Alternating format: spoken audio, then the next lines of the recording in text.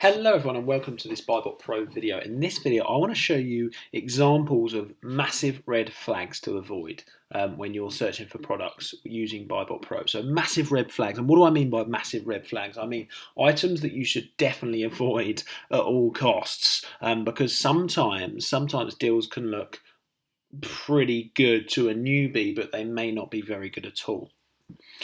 So I want to show you how BuyBotPro can help you with that. So if you look at this deal here, which we've typed in, okay, so the first of all, you cannot buy this for £7. I think the cheapest I've seen this for is around about £12, which means the first massive red flag is obviously what BuyBotPro tells you here, which is minus 60p, minus 3.14 ROI. Okay, so that's the first massive red flag, is obviously price, and it always will be price as the number one indicator. Okay, there's no point buying a product if it's going to be losing you money. Okay, now the second thing to look at is the BuyBotPro confidence score. Does not meet your criteria. It says it in red. BuyBotPro sometimes can analyse deals better. It's better than some OAs, especially brand new online arbitragers. BuyBotPro, you should sometimes, I wouldn't say fully trust it, but when you're starting out, it might know a little bit more than the actual online arbitrage person trying to buy deals knows. Okay. So it's giving you an example. It's got low ROI, it's got low profit, and the price stability is another reason that you should be avoiding that. Okay, so point number 3, let's look at the graph down here. The price stability is simply not stable enough. Okay, it's not stable enough. Okay, as you can see, the price is all over the place. As you can see, it pops up, pops down. So that means, I know that's, you could take a risk and buy and try and sell it for 23.66. Wait for it to go out of stock, but as you can see, there's 324 in stock, okay, which means that obviously you're going to be waiting a long time and they may restock before anyway. So that's a massive red flag, okay? Check the price history and then check another massive red flag. So check the stability, and then a massive red flag is to check how much stock the main seller has got. And that if they've got a lot of stock, it means that potentially you will never get that sale at that higher price, okay?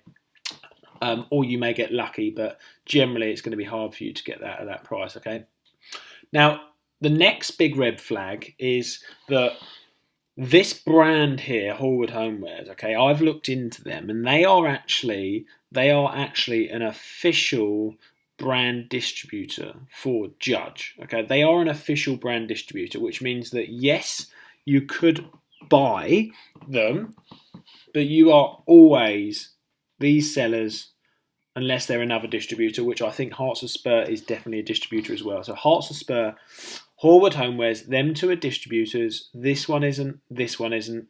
As far as I'm aware, they definitely don't look like they are. Okay, so a massive red flag again is that if you've got brand distributors of huge brands on a listing, then you should really be avoiding that. But if you don't want to avoid it, just know that every time that you sell that item, every minute that you're listed on that item, you are at a risk of an IP violation. Okay. Now, the next flag that this hasn't got, but it could have, okay, in the future, another red flag to avoid is if the IP radar is yellow or red. If it's yellow, then you need to do further due diligence, and it could be okay. But generally, if you're new especially, then avoid. If it's red, then avoid that at all costs, okay? So they're the main indicators that you want to be looking at when you're buying a deal, okay? Price stability, obviously the sales ranks in there as well, but that's pretty self-explanatory, so I thought I'd just run over the other points there. I hope that video's helped.